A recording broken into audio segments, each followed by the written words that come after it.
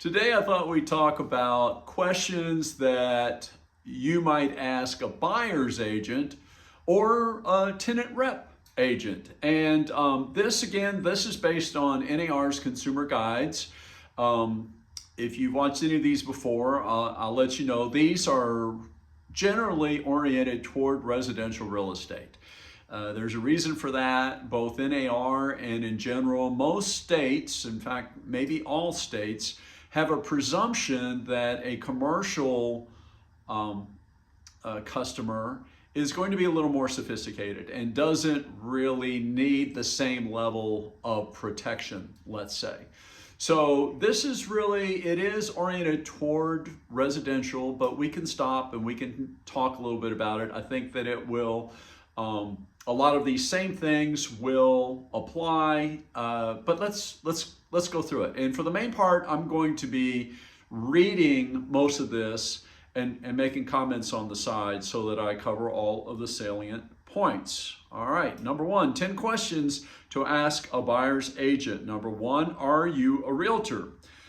When you work with an agent who is a realtor, you're working with a professional guided by ethical duties under the Realtor Code of Ethics, including the pledge to protect and promote the interest of their clients. Okay, so this is important to know. In the United States, I will say that the majority of real estate professionals are realtors. Not all, but the majority of them are. And so many times in the US, it's thought that that is a generic term. It is not. It is a trademark of the National Association of Realtors. And you have to be a member of the National Association of Realtors to call yourself a realtor. And the National Association of Realtors has a very strict code of ethics that we all adhere to. So that is why they say that. It really is different. If you're not working with a realtor, you may not be working with someone who follows that code of ethics or perhaps any code of ethics. So number one. Number two, what types of services can you provide me? Agents may offer many types of services, such as finding you homes that meet your criteria, accompanying you to showings, sharing their analysis of the market and available properties, negotiating on your behalf, and more. For more information about why you should work with a realtor, read about the 179 ways agents who are realtors are worth every penny. And we're going to extend that concept to commercial properties as well, and also to so that if you're either a buyer for a commercial property or a tenant looking at a commercial property, I think you can kind of extend that concept. And so again, there's all kinds of things, and you really should ask your agent what all it includes.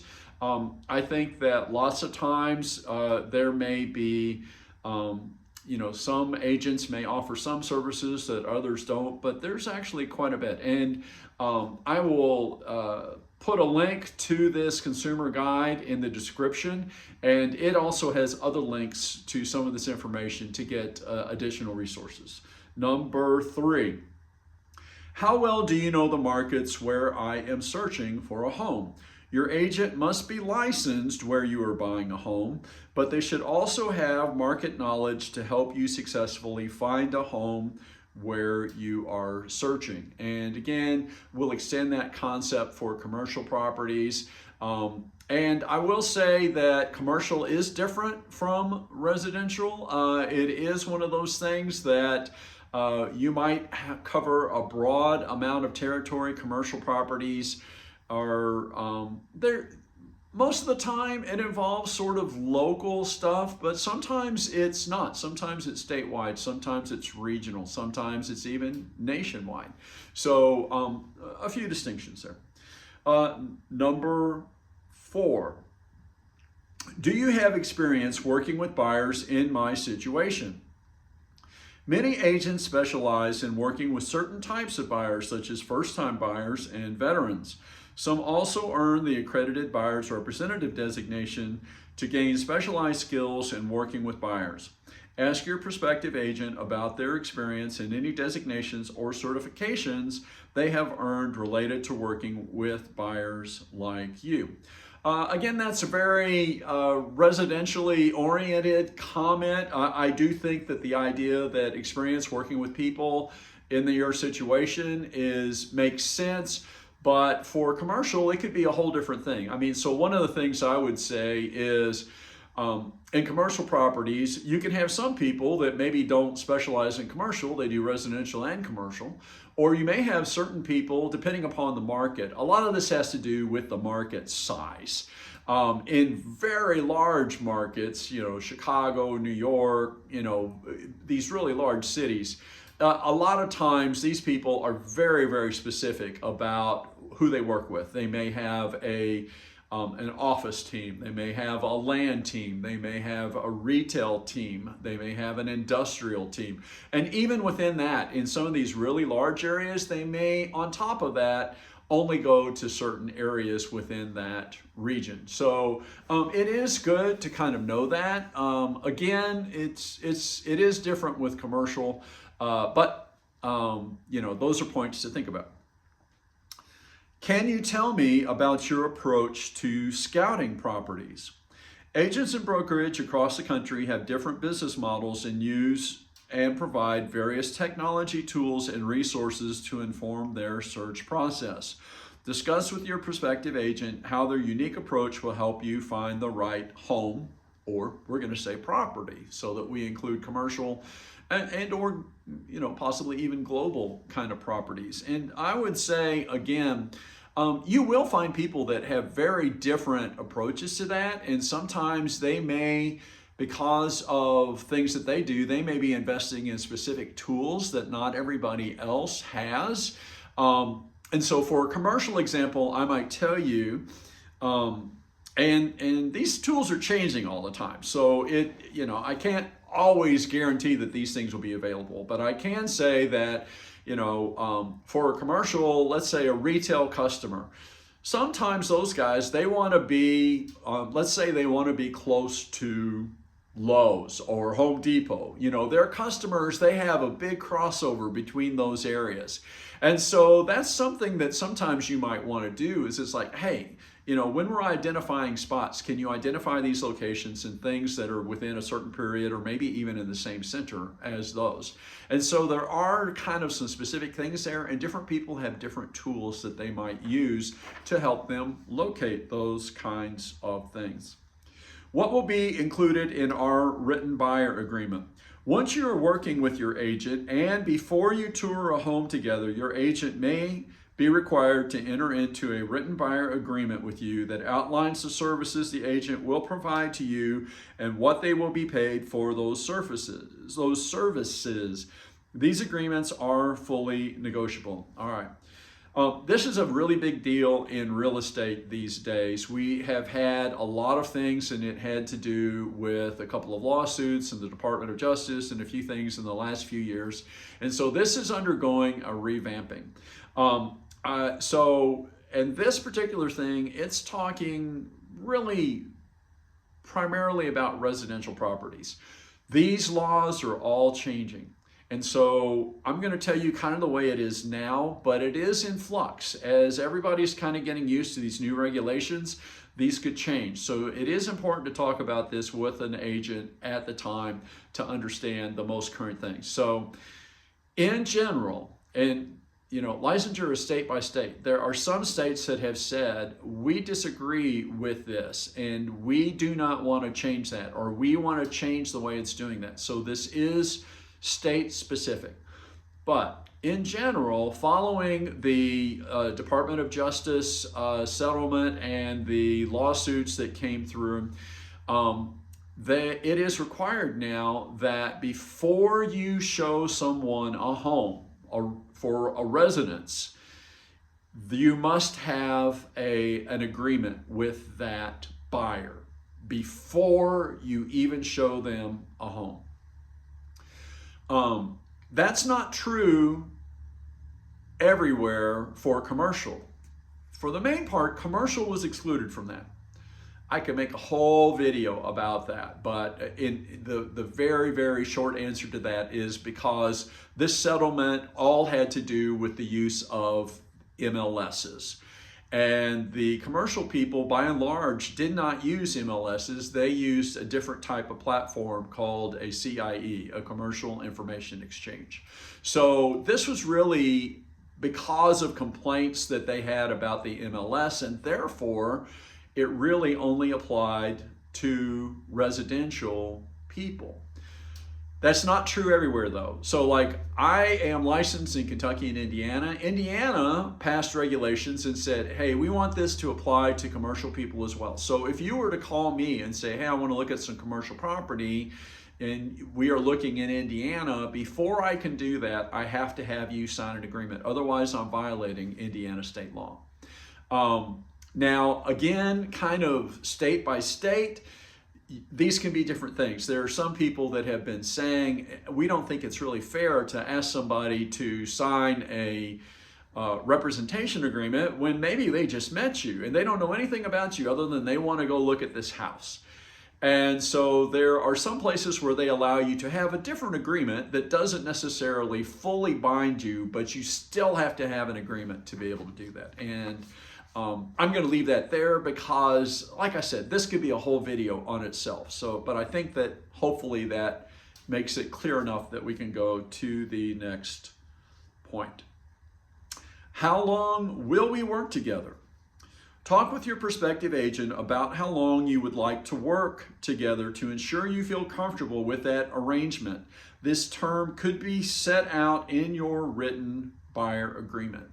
And again, this is all changing right now. It's going to be different in different areas. I think that there are going to be a number of states where that is required, that you cannot just have an indefinite period. In fact, I would be willing to bet that's going to be the case in most, that you have a certain period where it is valid, and at that point, it either terminates or you can renew it or something along those lines, but that there is a date. That is almost certainly going to be the case.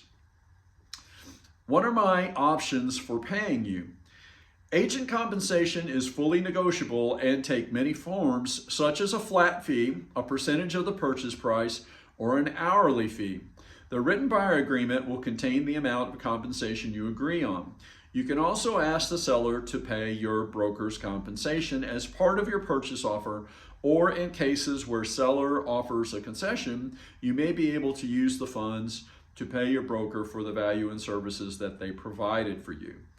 And I'm just going to say that all of that is true. It's in a we are in this point where things are changing rapidly. And so you do need to check into that as you go along. It could change, but that is sort of the way it's going now. I will make a side comment, and that is, some people say, well, why haven't this always been the case? It has always been the case. You've always had the option, if you had a broker that was agreeable to it, to agree to a flat fee or to agree to an hourly fee or all those things. But in my experience, and I would say in the experience of most everybody else, the public at large doesn't really like that. They don't really want to be, they are accustomed to the model now where if they have not made a purchase or if they are not sold anything or anything like that, they're not on the hook for what could be hundreds or thousands of dollars, and they don't really want to have an hourly rate or a flat fee or anything along those lines because they, would really rather not do it. They only pay if the transaction goes through. Now, again, that is negotiable, and you can bring that up with your agent and say, hey, I'd rather pay you, on these things. Is that possible? And you can just kind of work it out with them and see. All right. Can you recommend service providers who can help me obtain a mortgage, make home repairs, or support other closing tasks?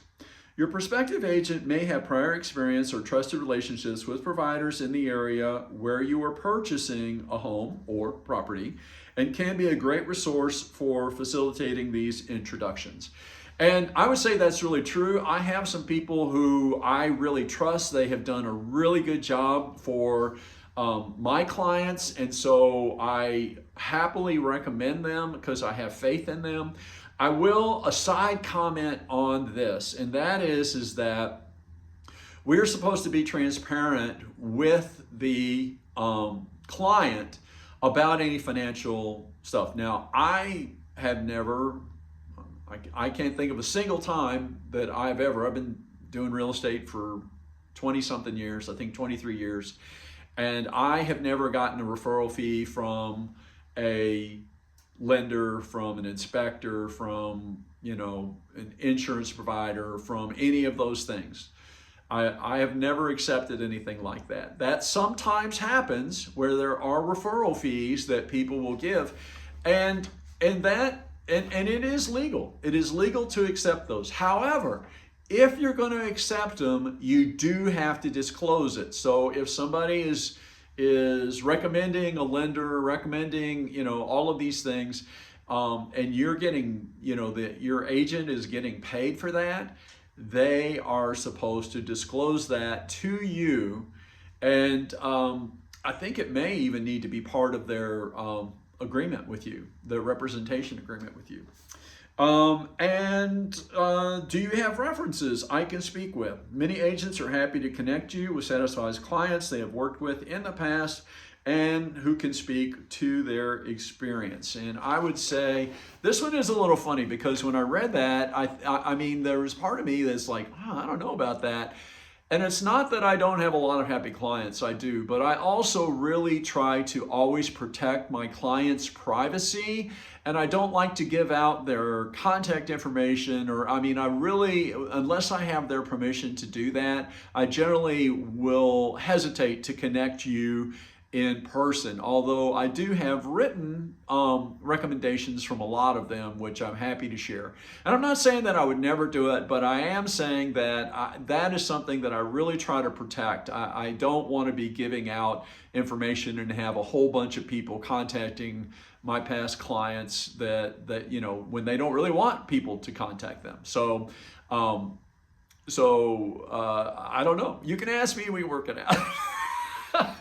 So, and the final thing, practices may vary based on state and local laws. Consult your real estate professional and consult an attorney for details about how state law where you are purchasing or leasing. And please visit facts.realtor for more information and resources. All right, so this is an NAR consumer guide. I will put a link to this in the description below. Also, if you have other questions, I would love to answer them if I can. You can put questions in the comments below, or you can reach out to me to my website and put a question in there, and I'll put a link to my website as well. And that about wraps this up. So that's about it for now. Also, if you have other real estate questions, you might even look through my YouTube channel. I have a lot of different videos on different topics, and it could be that a question that you have could be answered there as well. So you can kind of check out those titles and see. If you found this helpful or useful, and you don't mind, I'd appreciate a like on it. If you know someone else who might benefit from this, you know, you might share it with them. Any comments you have, I try to respond to all comments if at all possible. And if you like real estate topics and want to follow along, you might even consider subscribing. So I will have a playlist of all of the NAR consumer guides that I've done videos on. I haven't done them all. I don't know that I'm going to do them all, but the ones that I do, I will have in a list. And that's it, my friends. Have a great day, and I will talk to you soon.